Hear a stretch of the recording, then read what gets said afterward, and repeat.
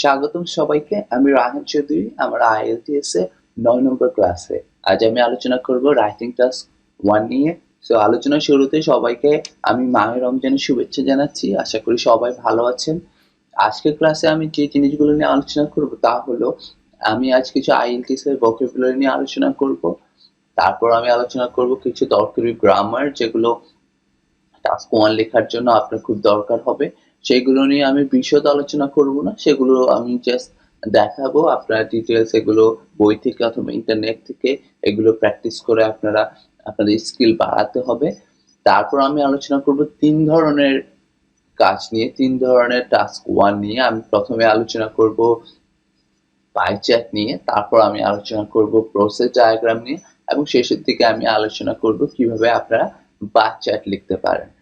আজকের ক্লাসটা খুবই দরকারি। আশা করি সবাই খুব মনোযোগ দিবেন এবং আপনারা ক্লাসটি দেখবেন এবং দেখে যে কাজগুলো আমি প্র্যাকটিস করতে বলবো সেগুলো ইন্টারনেট অথবা বই থেকে প্র্যাকটিস করবেন এবং পরীক্ষা খুব ভালো করবেন।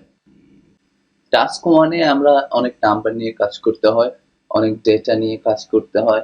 তো যেহেতু টাস্ক 1 এ আমাদের অনেক নাম্বার থাকে, 20% থাকে, 25% থাকে, 50% থাকে। এছাড়া জাস্ট 2000, 5000 এরকম অনেক নাম্বার অথবা পার্সেন্টেজ এগুলো সবসময় আমরা টাস্ক 1 এ মোটামুটি পেয়ে থাকি।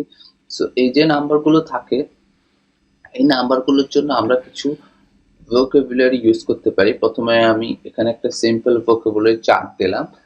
আমি একটা এক্সাম্পল দিই, তারপর আপনারা অন্যগুলো বুঝে নিতে পারবেন। ধরুন এখানে আছে প্রথমেই about, তার ভেরিয়েশন আছে approximately, around অথবা less। এই যে about টা বলতে আমরা বাংলায় বুঝি যে প্রায়, যেটা ধরুন 90% আছে সেটাকে আমরা বলতে পারি যে about 100%। আমরা কিন্তু বলতে পারি না যে exactly 100%। এখানে দেখুন exactly নিয়ে কথা বলা হয়েছে, precisely নিয়ে কথা বলা হয়েছে। যা বলছিলাম about, আমি যদি একটা এক্সাম্পল দিই, ধরুন আমরা জানি যে 25% হলো 100 ভাগের 1 ভাগ, যেটাকে আমরা বলি যে কোয়ার্টার। আমরা আমাদের ডেটাতে আছে 22% অথবা 21%। এই 22 or 21% কে আমরা বলতে পারি কিন্তু অ্যারাউন্ড এ কোয়ার্টার। যদিও এটা কিন্তু 25% না, কিন্তু আমরা অ্যারাউন্ড ব্যবহার করে সেটাকে বলতে পারি যে অ্যারাউন্ড এ কোয়ার্টার অথবা অ্যাপ্রক্সিমেটলি এ কোয়ার্টার অথবা অ্যারাউন্ড এ কোয়ার্টার। এই যে অ্যাবাউট, অ্যাপ্রক্সিমেটলি, অ্যারাউন্ড এগুলো ব্যবহার করা, এবং আমি ভেরিয়েশন 1, 2 এগুলো ইউজ করেছি। আমি আমার এই চার্টগুলো নিয়েছি ডমিনিক সায়েন্স গ্রুপ থেকে। এই চার্টগুলো ব্যবহার করার কারণ হলো যে আপনারা কিন্তু বিভিন্ন ধরনের ভেরিয়েশন শিখতে পারেন। আর টাস্ক 1 এ অথবা IELTS এ আপনি কিন্তু vocabulary যত কম রিপিট করবেন ততই আপনার স্কোর বেড়ে যাবে। তো আপনি কোথাও অ্যাবাউট ব্যবহার করতে পারেন, কোথাও অ্যাপ্রক্সিমেটলি ব্যবহার করতে পারেন। এরপরে আবার যদি ব্যবহার করতে হয় আপনি অ্যারাউন্ড ব্যবহার করতে পারেন, তারপর লেস ব্যবহার করতে পারেন। এইভাবে এই vocabulary গুলো যদি আপনারা প্র্যাকটিস করেন, এখানে সব vocabulary গুলোই যদি আপনারা ব্যবহার করা শিখেন ডিকশনারি থেকে অথবা ইন্টারনেট থেকে, আপনারা এগুলোর অর্থ বুঝে কিভাবে সঠিকভাবে ব্যবহার করতে হয় সেটা যদি শিখতে পারেন, আপনারা পরীক্ষা খুব ভালো করতে পারেন। আর আমি অনেক সময়ই দেখি অনেকে IELTS এর vocabulary কি শিখবো সেটা নিয়ে খুব চিন্তায় থাকেন। এগুলোই হলো IELTS এর vocabulary, যেগুলো আপনারা শিখে এগুলো আপনারা টাস্ক 1 এর জন্য অথবা টাস্ক 2 এর জন্য অথবা আপনার স্পিকিং এও আপনি এইসব vocabulary ব্যবহার করতে পারেন। তো এরপর আমরা দেখব যে আরো কিছু কমপ্লেক্স vocabulary নিয়ে। এই কমপ্লেক্স vocabulary গুলোতে আমি দেখাচ্ছি আপনাদেরকে। দেখুন প্রথমে সিম্পল দিয়ে শুরু করি। সিম্পল আছে এখানে 40 সঙ্গে 80 যে তুলনা, সেটা হলো যে অবশ্যই 80 40 ডাবল, এটা আমরা সহজে বুঝতে পারি। কিন্তু 80 to 40 কি? এই কথাটাকে ইংরেজিতে বলা যায় approximately double the amount of। এই যে approximately double the amount of, এটা দ্বারা কিন্তু আমরা সুন্দর একটি কথা, যদিও ইভেন দো এটা একটু কঠিন শোনাচ্ছে, বাট যখন আপনি ব্যবহার করতে পারবেন, আমি এখানে approximately মানে হলো যে এর আগে আমরা বুঝেছি যে about double the amount of, যখন প্রায় ডাবল করে ফেলেছে। ঠিক আছে? এই যে ব্যবহারগুলো সেই ব্যবহারগুলো যতটা আমরা শিখতে পারবো সেইটাই কিন্তু আমাদের জন্য। এরপর দেখুন অ্যারাউন্ড টুয়াইস অ্যাজ মেনি, 40 এবং 78 এর সঙ্গে বা এরকম ডেটাগুলোকে আমরা কিভাবে আমরা এক্সপ্রেশন গুলো কিভাবে আমরা দেব। সো এই এই জিনিসগুলো। এছাড়া শেষের দিকে আছে আপনারা দেখুন যে only a fraction of 1000 এর সঙ্গে যখন 125 এইটা ব্যবহার করতে পারবো যখন আমরা স্মল জিনিসগুলো, স্মল কোনো ডেটা নিয়ে আলোচনা করব। আপনারা মনে রাখবেন যে টাস্ক 1 এ সবচেয়ে বড় জিনিসটা এবং সবচেয়ে ছোট জিনিসটা, এইসব জিনিসপত্রগুলো নিয়ে আমরা আলোচনা করতে হবে। কারণ এই কোনো একটা ডেটার দিকে তাকালে সবচেয়ে বড় জিনিসটা আমাদের চোখে পড়ে এবং সবচেয়ে ছোট জিনিসটা আমি আরো পরে যখন আলোচনা করব অন্যান্য ডায়াগ্রাম নিয়ে তখন আপনারা দেখবেন। সো যেটা বলছিলাম সেটা হলো যে আপনারা এখানে vocabulary গুলো এক্সপ্লোর করবেন এবং এই vocabulary গুলো আপনারা ব্যবহার করতে পারেন আপনাদের সব নাম্বার এক্সপ্রেশনের জন্য। মনে রাখবেন আপনি যখন সরাসরি একটা নাম্বার না লিখে সেইটাকে আপনার মাথা থেকে এরকম একটা vocabulary এক্সপ্রেশন দিয়ে লিখবেন, সেটা কিন্তু পরীক্ষার হলে খুব ভালো হবে এবং আপনি খুব ভালো স্কোর তুলতে পারবেন। এছাড়াও ধরুন তুলনামূলক যে আলোচনাগুলো, ধরুন কোনো আমার দুটো ডেটা আছে, একটাতে আছে 40 আর একটাতে 120।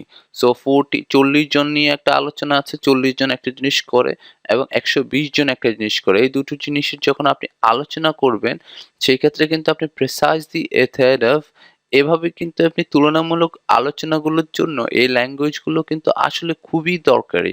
সো আমরা এই ল্যাঙ্গুয়েজগুলো যদি ভালোভাবে আত্মস্থ করতে পারি এবং ভালোভাবে ইউজ করতে পারি, ইমপ্লিমেন্ট করতে পারি, সঠিক কিভাবে ব্যবহার করা যাবে শিখতে পারি, তাহলে আমরা কিন্তু আসলে খুব ভালো করতে পারবো।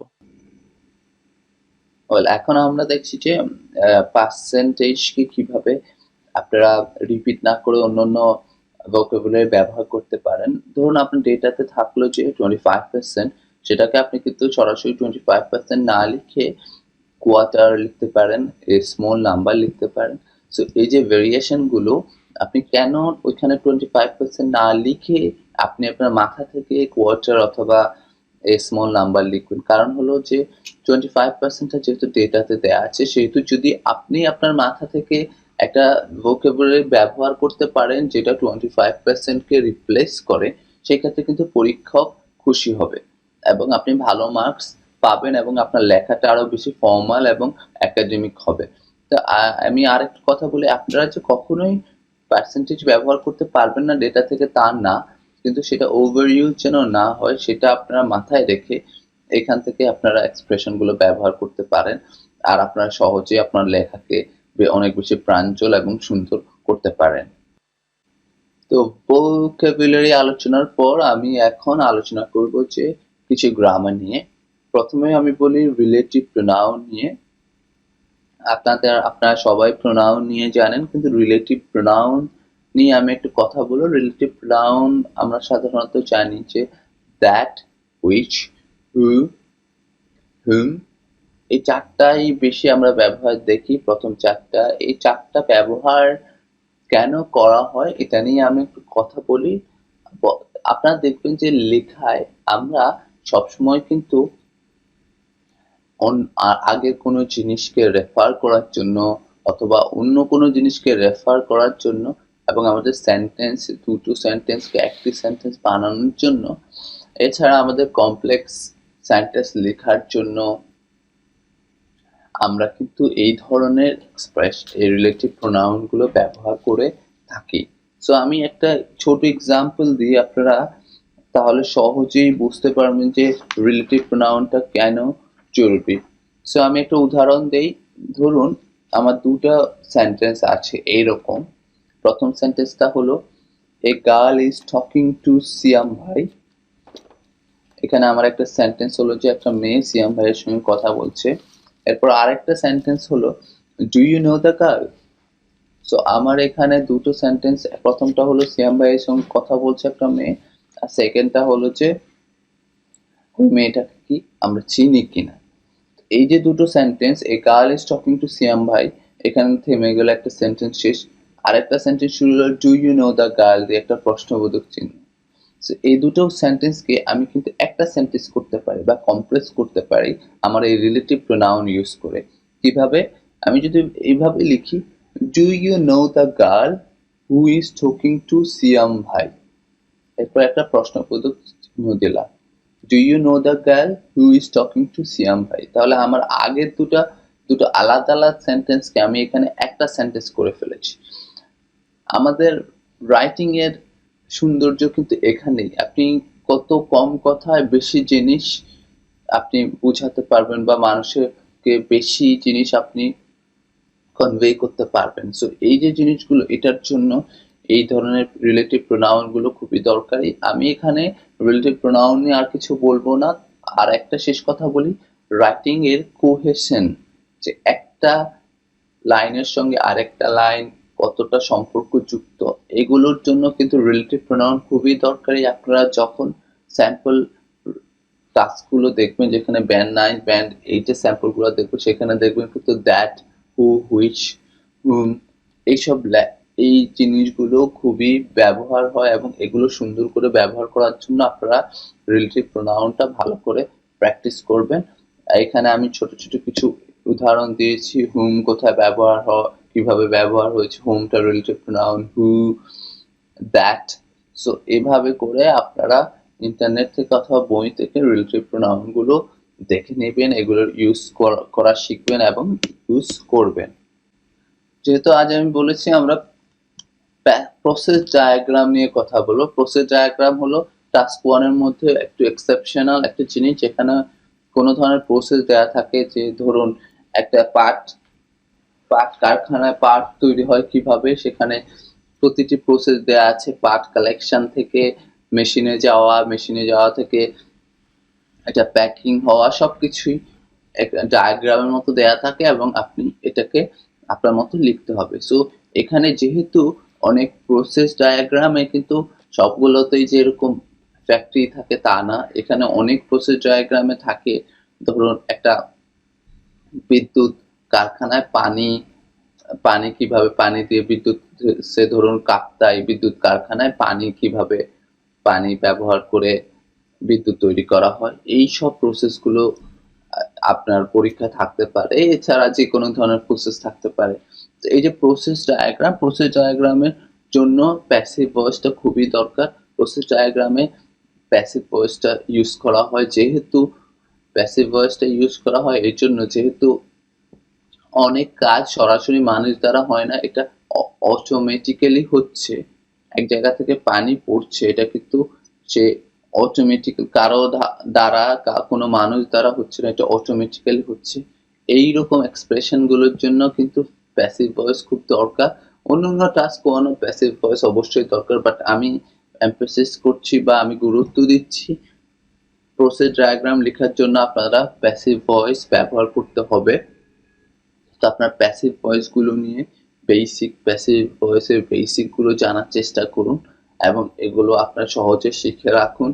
আপনারা যেটা করবেন সেটা হলো, খুবই সহজ একটা টিপস দেই, আপনারা যে কোনো টপিকস আপনারা ইন্টারনেটে সার্চ দিতে পারেন, এটা নিয়ে আপনার যে পাতাটা বা যে পেজটা আপনাদের সবচেয়ে বেশি ভালো মনে হয় সেটাকে প্রিন্ট করে নিতে পারেন অথবা সেভ করতে পারেন এবং সেটা আপনার চোখ বুলিয়ে দেখতে পারেন প্রতিদিন একবার এবং এগুলো লিখে প্র্যাকটিস করতে পারেন।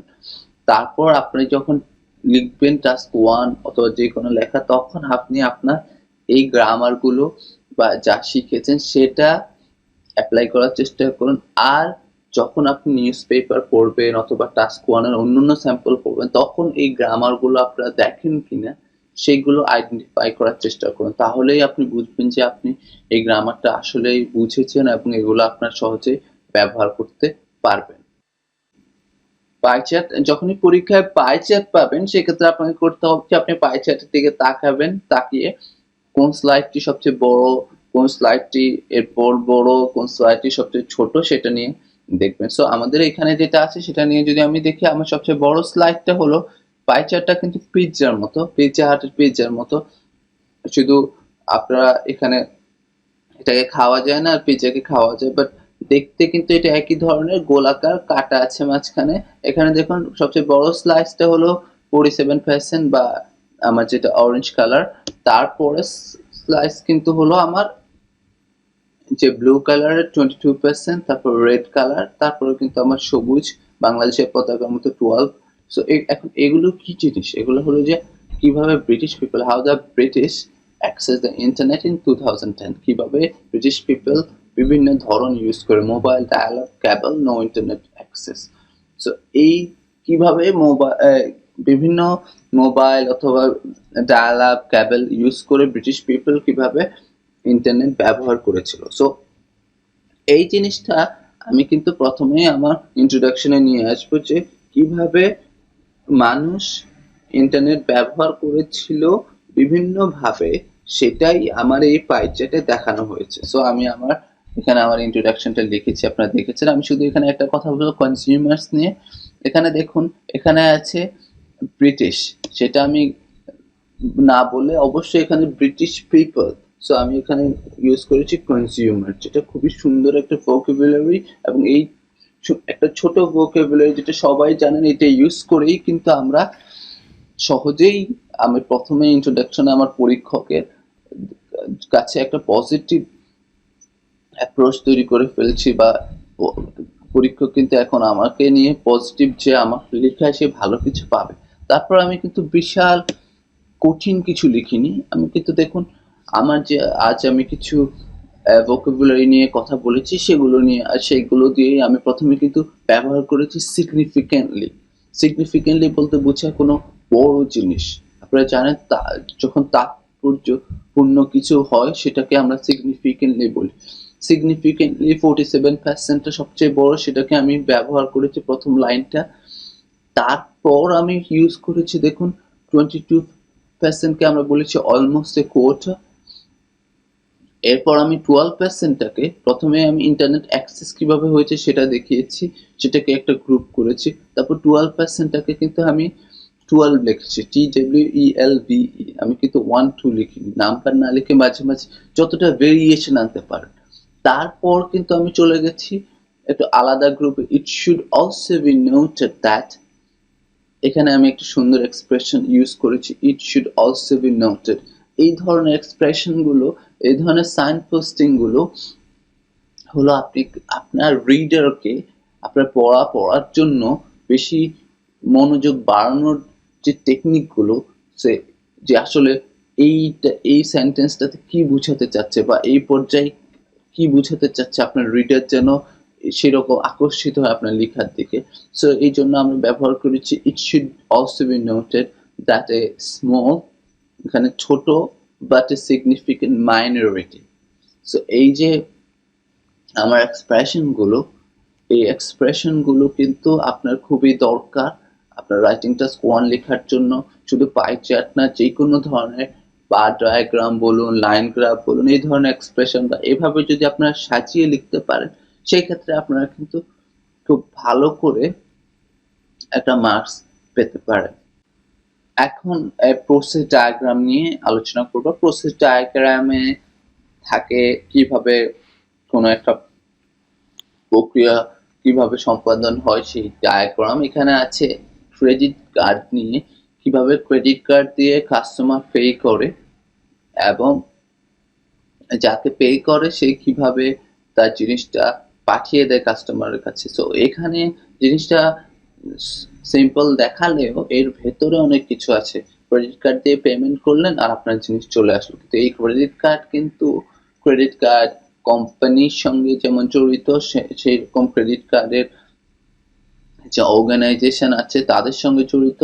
সো এই যে ক্রেডিট কার্ড অর্গানাইজেশন, তারপরে যে আপনার ব্যাংক, তারপর মার্চেন্টের ব্যাংকে আবার টাকাটা গেল, এই যে টোটাল জিনিসটা, এটা নিয়েই আসলে কিন্তু এখানে আমাদের আলোচনা, বা এখানে আমরা আলোচনা করতে হবে। প্রথমে দেখুন, কনজিউমার পে করলো কার্ড দিয়ে, মার্চেন্ট হলো যাকে পেমেন্ট করলো, যার যে আপনার কাছে সেলার বলতে পারেন, বিক্রি করলো। সো এই ক্ষেত্রে কিন্তু যখনই আপনি পেমেন্ট করলেন, সেই ক্ষেত্রে কিন্তু আপনার একটা অথরাইজেশন দরকার হলো ক্রেডিট কার্ড অর্গানাইজেশন থেকে। যখনই অথরাইজেশন দেয়া হলো, তারপরে কিন্তু এর পাশাপাশি ক্রেডিট কার্ড অর্গানাইজেশন সাইমালটেনিয়াসলি আপনার ব্যাংক থেকে অথরাইজেশন চাবে যে আসলে আপনার অ্যাকাউন্টে টাকা আছে কিনা। আপনার ব্যাংক কিন্তু সেক্ষেত্রে আবার অথরাইজেশন দিতে হবে। তো এই যে প্রসেসগুলো, এই প্রসেসটাকে আমরা ভেঙে ভেঙে লিখবো এবং লিখে আমরা দেখাবো যে কিভাবে আমাদের প্রসেস ডায়াগ্রামটা লেখা হয়।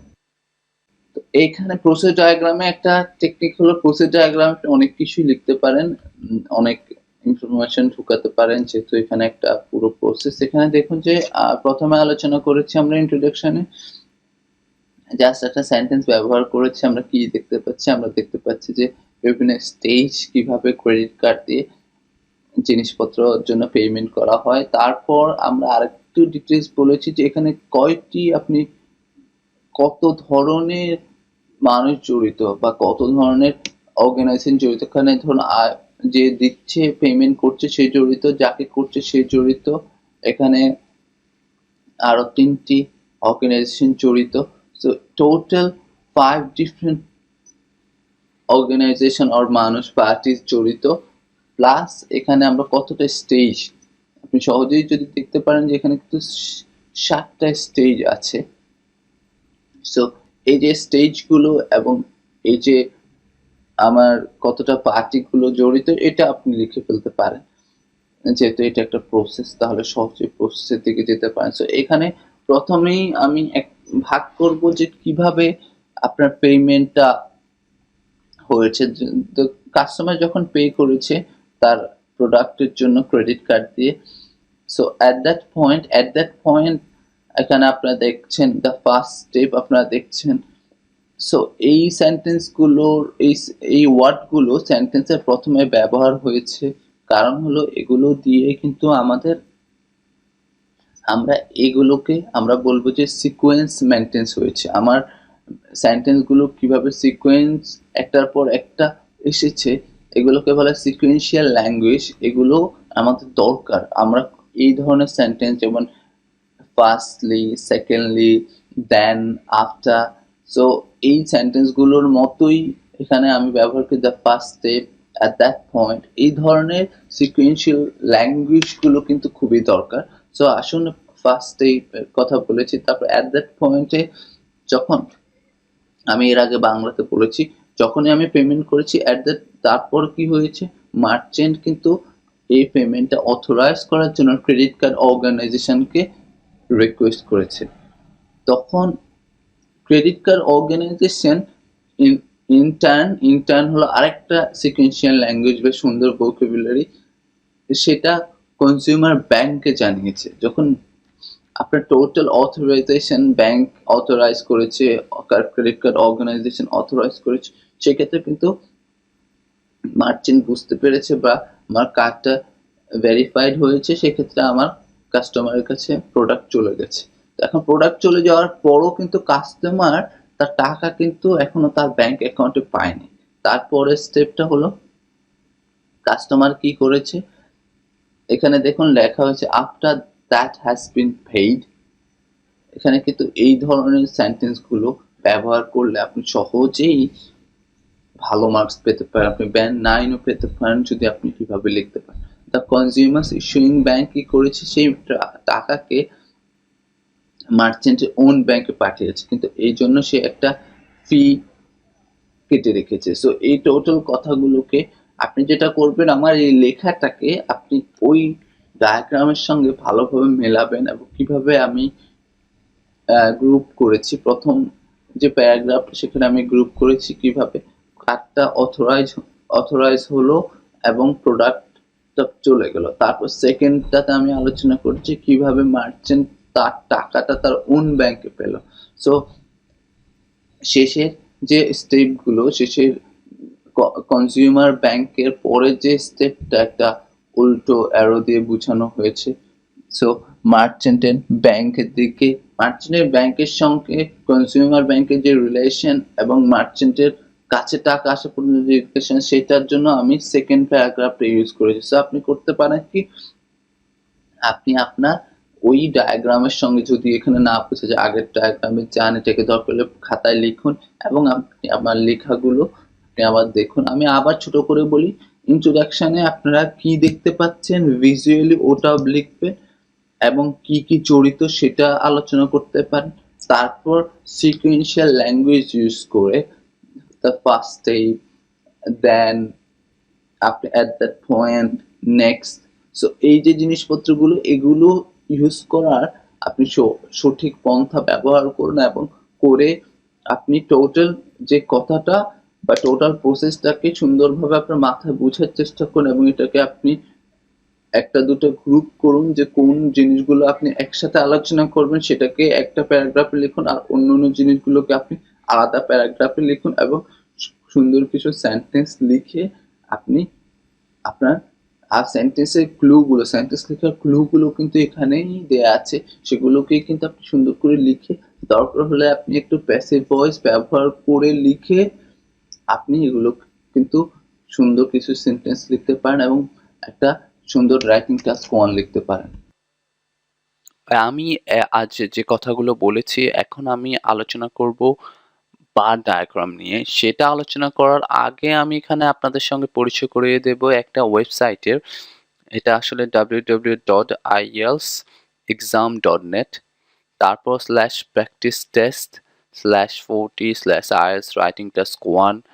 এই লেখাটা যদি আপনারা কপি করুন এবং আপনাদের ব্রাউজারে আপনারা দেন তাহলে কিন্তু আপনারা এরকম স্যাম্পল অনেক রাইটিং টাস্ক আছে, যেটা আপনারা করবেন বা যে জন্য আমি এই রিসোর্সটা আপনাদের সঙ্গে শেয়ার করছি। আপনারা এই যদি ওয়েবসাইটটাতে যান এখানে অনেক ধরনের রাইটিং আছে, তার রাইটিংগুলোর অনেক শত শত রাইটিং আছে এবং রাইটিংগুলোর কিভাবে লিখবেন, কেমন ব্যান্ডের লেখা সেটা আছে। তো আপনারা এখান থেকে ভালো ভালো ব্যান্ডের লেখাগুলো ফলো করতে পারেন। আপনারা সেখান থেকে লেখাগুলোতে কিভাবে রিলেটিভ প্রোনাউন ইউজ হয়, কিভাবে লেখাগুলো গ্রুপ করা হয়। টোটাল কথা হলো একটা গণিতের মতো আপনি বুঝার চেষ্টা করুন যে আসলে টাস্ক 1 গুলো কিভাবে লেখা হয়। আমি আপনাদের জন্য বেসিক জিনিসগুলো দিয়ে দিয়েছি। আপনারা আপনাদের কাজ হলো এখন অ্যাডভান্স লেভেলে কিভাবে আসলে আপনার মতো আপনার জন্য মনে রাখবেন যে আপনি রিসার্চ করে আপনার ওন ওয়েটা বের করতে হবে। আর এভাবে যদি আপনারা একবার বুঝতে পারেন কিভাবে টাস্ক 1 অ্যাপ্রোচ করতে হবে, কিভাবে একটা জিনিস দেখে আপনি বুঝতে পারবেন কিভাবে আপনার ডেমনস্ট্রেশনটা হবে আপনার মাথার ভেতর এবং আপনি কিভাবে এটাকে গ্রুপ করবেন, আপনি কোথায় কোন সেন্টেন্স ইউজ করবেন সেটা যদি আপনারা বুঝতে পারেন। আর এর জন্য আমার মনে হয় এই ওয়েবসাইটটা খুব কাজে লাগবে, ielsexam.net। এইটা খুবই দরকারি। এখানে অনেক ধরনের প্র্যাকটিস টেস্ট, আ আ অনেক ধরনের যে টেস্টের যে কোয়েশ্চেন গুলো সেগুলো সলভ করা আছে।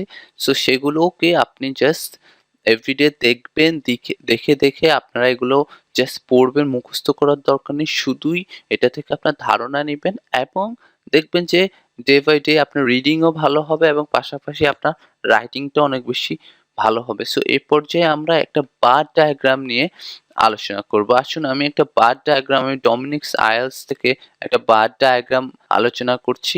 এখানে আপনারা একটি বার চার্ট দেখতে পাচ্ছেন। বার চার্টে কি নিয়ে এই বার চার্টটা সেটা নিয়ে আমরা এখন আলোচনা করব। এখন দেখুন এখানে বার চার্টটা আসলে হলো, এখানে দেখুন যে কিছু লাইন দেয়া আছে। লাইনটা আসলে কি নিয়ে লাইন সেই লাইনটা আমরা আগে বের করব। প্রথমেই যখনই কোয়েশ্চেন আমরা হাতে পাবো এখানে বলা আছে যে এই লাইনগুলো হলো যে কিভাবে একটা ইউকেতে কিভাবে পুরুষ এবং মহিলারা কিভাবে তাদের জার্নি গুলো করে বিভিন্ন পারপাসের জন্য। আহ, এখানে দেখুন আছে 2 সেট লাইন আছে। একটা হলো রেড সেট আর একটা ব্লু সেট। আর একটা কিছু লম্বা কিছু ছোট। সো এখন আসলে মেইন ব্যাপারটা হলো যখনই আমরা একটা বার ডায়াগ্রাম দেখব তখনই আমরা চেষ্টা করব যে আসলে বুঝে ফেলার এগুলো আসলে কি জিনিস। আর এই বুঝার জন্য এখানে দেখুন আমার প্রথমেই যেটা দেওয়া আছে যে journeys made by man and women in the United Kingdom. 2006 সালে কি জন্য মানুষ জার্নি করেছিল বা কি জন্য মানুষ বের হয়েছিল, বাইরে বের হয়েছিল। প্রথমে ওয়াকিং দেখতে পাচ্ছেন, ফ্রেন্ডদেরকে দেখার জন্য, এডুকেশনের জন্য, শপিং এর জন্য, পার্সোনাল বিজনেসের জন্য, স্কুল রানের জন্য। তো এখন মূল কথা হলো যে এখানে দুটা কি ফিচার আছে। কি ফিচার হলো যে পুরুষ এবং মহিলা হলো একটা কি ফিচার আমাদের, যে পুরুষরা কি বেশি বের হয়েছে না মহিলারা বেশি বের হয়েছে। মনে রাখবেন আমার কি ফিচার হলো এখানে রাইট সাইডে দেয়া আছে উইমেন অ্যান্ড মেন, এটা আমার একটা কি ফিচার। আর একটা কি ফিচার হলো কেন তারা বের হয়েছিল, পারপাস। সো এখানে দেখুন আমি সহজভাবে বলি যে পুরুষ যতটুকু বের হয়েছিল মহিলাও বের হয়েছিল। কেন বের হয়েছিল? হাঁটার জন্য বের হয়েছিল। সো আমার পুরুষ মহিলা একটা কি ফিচার, পুরুষ বেশি বের হয়েছিল না মহিলা বেশি বের হয়েছিল এবং কেন তারা বের হয়েছিল। সো আমি দুটো কি ফিচার পেয়েছি। একটা কি ফিচার হলো পুরুষ মহিলা, আর একটা কি ফিচার হলো যে তারা কেন বের হয়েছে। তো এখানে একটু আমি বলি, তারপর আমি আমার একটা স্যাম্পল লেখা আছে, এটা ডমিনিক্স আইএলস গ্রুপ থেকে। বাট আমি কি ফিচার একটা জিনিস দেখুন, ওয়াকিং হাঁটা, ফ্রেন্ডদেরকে যে দেখা, তারপরে এখানে আপনারা দেখতে পাচ্ছেন হলিডে, হলিডে বা ডে ট্রিপ, পার্সোনাল বিজনেস, এই যে জিনিসপত্রগুলো এগুলো কিন্তু ওয়াকিং, হলিডে, ডে ট্রিপ, তারপর পার্সোনাল বিজনেস, ভিজিট ফ্রেন্ড, এগুলোকে কিন্তু আমরা একটা গ্রুপ করে ফেলতে পারি। কারণ এগুলোতে কিন্তু হচ্ছে কি যে মোটামুটি পুরুষরা এবং মহিলারা আপনার সমান পরিমাণে তারা জার্নি করেছে। মোটামুটি ফিগারটা কিন্তু মোটামুটি সমান। আপনারা দেখতে পাচ্ছেন ফিগারগুলো কিন্তু সমান। সো এখানে এই যে ৪-৫টা তথ্য এগুলোকে কিন্তু আমরা একটা গ্রুপ করে ফেলবো। আমি টেকনিক দেখাচ্ছি কিভাবে আপনারা পরীক্ষায় লিখবেন। তারপর যেটা করবেন সেটা হলো যে কিছু কি ফিচার বের করছি। কোথায় বেশি পুরুষরা জার্নি করেছে? দেখুন এডুকেশন, এডুকেশনে যদি আপনারা দেখুন আমার পুরুষরা বেশি বের হয়েছে বা বেশি জার্নি করেছে এডুকেশনের জন্য। আপনারা যদি দেখুন যে এন্টারটেইনমেন্ট, এন্টারটেইনমেন্টে কে বেশি বের হয়েছে? পুরুষরা। তারপরে যেটা আপনারা সহজে দেখতে পাচ্ছেন যে পুরুষরা এখানে আহ, এখানে আপনারা দেখুন যে পুরুষরা আপনার বের হয়েছে তাদের কমিউটিং অ্যান্ড বিজনেসের জন্য পুরুষরা বেশি বের হয়েছে। এখন আসুন এরপর উল্টোটা দেখি, কোথায় মেয়েরা বেশি বের হয়েছে। মেয়েরা বেশি বের হয়েছে অবশ্যই আপনারা এখানে দেখুন স্কুল রানে মেয়েরা বের হয়েছে। এখানে ভিজুয়ালি আমরা দেখছি শপিং এ, যেটা সাধারণত হয় মেয়েরা বের হয়েছে। আর তারপরে আপনারা দেখুন যে তারা মেয়েরা কোথায় আরো বেশি বের হয়েছে, ফ্রেন্ডদেরকে ভিজিট করার জন্য মেয়েরা বেশি বের হয়েছে। সো প্রথমে আমরা করেছি আমাদের সিমিলার, যেরকম walking, personal business, holiday trip, যে ধরনের সিমিলার জিনিসগুলো আছে সেগুলোকে নিয়ে গ্রুপ করেছি। তারপর আমরা আলোচনা করব তুলনামূলক কিছু আলোচনা, কারা বেশি বের হয়েছে, পুরুষরা কোথায় বেশি বের হয়েছে, মহিলারা কোথায় বেশি বের হয়েছে। তারপর এখানে একটু দেখুন সবচেয়ে বড় পয়েন্টগুলো দেখার চেষ্টা করুন। সবচেয়ে বড় পয়েন্টগুলো হলো এখানে দেখুন, আমার যদি একটা জিনিস আপনারা দেখতে পারেন যে কোথায় সবচেয়ে বেশি মেয়েরা বের হয়েছিল শপিং করার জন্য। সবচেয়ে এখানে সবচেয়ে এদিকে চলে এসেছে দেখুন, সবচেয়ে মেয়েরা বেশি বের হয়েছে। সেথায় পুরুষরা কিন্তু এখানে পুরুষরাও বের হয়েছিল, বাট পুরুষদের সঙ্গে মেয়েদের একটা ভালো ডিস্টেন্স আছে। তারপরে দেখুন যে কোথায় এর উল্টোটা দেখুন, কোথায় পুরুষরা বেশি। এখানে দেখুন পুরুষরা কমিউটিং এন্ড বিজনেসের জন্য সবচেয়ে বেশি বের হয়েছে। সো প্রথমে হলো কি ফিচার আমাদের দুটো, একটা কেন বের হয় পারপাসেস, আর আরেকটা হলো কারা কারা বের হয়, পুরুষ এবং মহিলা। সো কি দুটো ম্যান এন্ড উইমেন, একটা কি ফিচার্স আর একটা কি ফিচার্স হলো হোয়াই, কেন তারা বের হয়। So তারপর আমরা বের করলাম যে একটা গ্রুপ করা শুরু করব।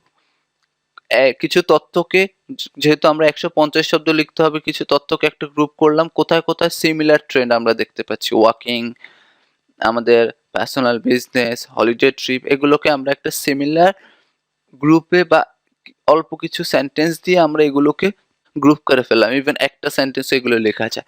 তারপর আমরা যেটা সাপোর্টিং ডকুমেন্ট বা সাপোর্টিং ডিটেলস বলা হয়, সাপোর্টিং ডিটেলস বললেই সবচেয়ে ভালো হয়। সাপোর্টিং ডিটেলসের জন্য আমরা যেটা বের করব, কিছু আমরা বলেছি যে কোথায় পুরুষ বেশি বের হয়েছে, কোথায় মহিলা বেশি বের হয়েছে, সেগুলো আমরা, যেগুলো সিগনিফিকেন্ট বা যেগুলো আমরা দেখা যাচ্ছে। তারপর আমরা বের করেছি যে সবচেয়ে মহিলারা কোথায় বেশি বের হয়েছে, সবচেয়ে পুরুষরা কোথায় বের হয়েছে। সো এই টোটাল তথ্যগুলোকে আমি যেগুলো বলেছি এগুলো যদি আপনার মাথায় থাকে, এগুলোকে দিয়ে যদি আপনারা একটা আমরা লিখতে চাই, আমরা আসুন দেখি এইটা আমি ডমিনিকস আয়ার্স থেকে আমার যত কথা আছে সেটাও আমি কিন্তু ডমিনিকস আয়ার্স থেকে কপি করে বলছি। সো পুরো আমার কিন্তু সত্তাটা আমি নিচ্ছি ডমিনিকস আয়ার্স থেকে। জাস্ট আমি এগুলোকে আমার মতো করে বলছি। এখানে দেখুন ইন্ট্রোডাকশনটা লেখা হয়েছে সহজভাবে যে এই যে দুটো ফিচার সেটা তুলে ধরা হয়েছে বা দুটো কি ফিচার আমি বলেছি ডিফারেন্ট রিজনস। পারপাসটাকে কিন্তু রিজন বলা হয়েছে, একটা সিনোনিমস ব্যবহার করা হয়েছে এবং আপনার মার্কসটা বেড়ে যাচ্ছে। তবে অবশ্যই মনে রাখবেন আপনি এমন সিনোনিমস ব্যবহার করবেন যেটা ওটাকে রিপ্লেস করা। আপনি এমন কোনো সিনোনিমস যদি খুঁজে না পান যেটা রিপ্লেস করতে পারছে না, তাহলে আপনি কোশ্চেন থেকে কপি করেই এখানে পারপাস লিখতে পারতেন, কিন্তু সবচেয়ে ভালো হয় ভালো একটা সিনোনিমস লেখা। এবং দেখুন এখানে লেখা ডিফারেন্ট রিজনস, এরপর মেলস অ্যান্ড ফিমেলস। সো এই দুটো কি ফিচার নিয়ে আলোচনা করা হয়েছে। তারপর প্রথমে আমাদের ট্রিগার ওয়ার্ড বা যে আমরা বলেছি যে sign posting, it is immediately apparent. এই ধরনের সেন্টেন্সগুলো বা এই ধরনের ছোট ছোট ফ্রেজগুলো শিখার চেষ্টা করুন। It is immediately apparent that the most common purposes for travelling or commuting and shopping. আমরা এর আগে দেখেছি যে কমিউটিং এবং শপিং এ এখানে আপনারা দেখুন এই লাইনটাকে আপনারা যেটা করবেন পড়ে যে common purpose of travelling commuting and shopping এর জন্য আমরা এর আগে দেখেছি যে 20% অফ ট্রিপ, সবচেয়ে বেশি ট্রিপ হয়েছে আমার কমিউটিং এবং শপিং এর জন্য। এইটাকে আমি একটু দেখাচ্ছি, আমি লাইন বাই লাইন দেখাবো না, বাট দেখুন তাহলে আপনারা বুঝতে পারছেন। এখানে বড় যে দুই কথাটা, সবচেয়ে বড়টা আমরা ধরে ফেলছি শপিং, এখানে কিন্তু সবচেয়ে এইদিকে সবচেয়ে বড় এসেছে, তারপর কিন্তু যাচ্ছে কি কমিউটিং। টোটাল কথা হলো আপনার যে সিমিলার তথ্যগুলো সেগুলোকে আপনি গ্রুপ করার চেষ্টা করুন, সবচেয়ে বড় জিনিসগুলোকে ধরার চেষ্টা করুন, সবচেয়ে ছোট জিনিসগুলো নিয়ে আলোচনা করার চেষ্টা করুন। তারপরে আপনি তুলনামূলক কিছু আলোচনা করবেন, কোথায় মেয়েরা বেশি গিয়েছে, কোথায় ছেলেরা বেশি গিয়েছে। সো সবচেয়ে বড় যে জিনিসটা সেটা আমরা আলোচনা করলাম। এখন এই পর্যায়ে আমরা আলোচনা করব যে দ্য নেক্সট, পরেরটা আলোচনা করা হয়েছে। তারপরে আমরা এভাবে যেতে যেতে আমরা ছোটর দিকে যাব। এরপর দেখুন সবচেয়ে ছোটগুলো ফাইনালি দিয়ে বোঝানো হয়েছে। এটা আমার একটা ট্রিগার ওয়ার্ড, যে ফিউয়েস্ট নাম্বার অফ ট্রিপ কি জন্য হয়েছে সেটা নিয়ে আলোচনা করা হয়েছে। তো তারপর আমরা আলোচনা করব যে কিছু তুলনামূলক আলোচনা, কোথায় মেল বেশি গিয়েছে, কোথায় ফিমেল বেশি গিয়েছে। সো টোটাল কথা হলো এই যে লেখাটা, এই লেখাটাকে আপনারা চেষ্টা করবেন যে আপনারা নিজেরা লিখবেন, লিখে আমার ভিডিওটাকে পেছনে নিয়ে অথবা এখানে যে ওয়েব অ্যাড্রেস আছে সেখানে আপনারা গিয়ে এই লেখাটার সঙ্গে আপনার ওই রাইটিংটাকে মেলাবেন। এবং এখানে দেখুন while ইউজ করা হয়েছে, স্লাইটলি ইউজ করা হয়েছে, এই ধরনের বিভিন্ন ধরনের নোটেবলি, এই ট্রিগার ওয়ার্ডগুলো, এগুলো যতগুলো লাইকওয়াইজ, এগুলোকে আসলে যতগুলো, এগুলো ব্যাপারটা হলো কি, এটা যত বেশি আপনারা প্র্যাকটিস করবেন, যত বেশি রিডিং করবেন, যত বেশি এটার সঙ্গে লেগে থাকবেন, আপনার তত বেশি এগুলো অটোমেটিক্যালি আপনার মাঝে চলে আসবে, আপনার রাইটিং এর মাঝে চলে আসবে। এগুলো কিন্তু রাইটিং এর অলংকারের মতো। সো আশা করি আমার এই লেকচারটা আপনারা বোঝার চেষ্টা করবেন। যদি একবারে না বুঝেন বারবার দেখার চেষ্টা করুন। কোনো কোয়েশ্চেন থাকলে আমার কাছে লিখতে পারেন। এছাড়া বিভিন্ন ওয়েবসাইট আছে, এখানে ওয়েবসাইটের অ্যাড্রেসগুলো দেয়া আছে, ডমিনিকস আইএলটিএস বা যেই ওয়েবসাইটগুলো নিয়ে আমি আলোচনা করছি সেখানে আপনারা যান, আপনারা দেখুন এবং আপনারা খুব ভালোভাবে আপনারা চেষ্টা করুন যে জিনিসগুলো বুঝার চেষ্টা করুন। টাস্ক 1 টা হলো ম্যাথের মতো একটা জিনিস। একবার যখন আপনি বুঝে যাবেন আপনি নিজেই কিন্তু টাস্ক 1 লিখতে পারবেন। সো এই ছিল আমার টাস্ক 1 নিয়ে আজকের আমার লেকচার। আশা করি সবার ভালো লেগেছে। সো ধন্যবাদ সবাইকে।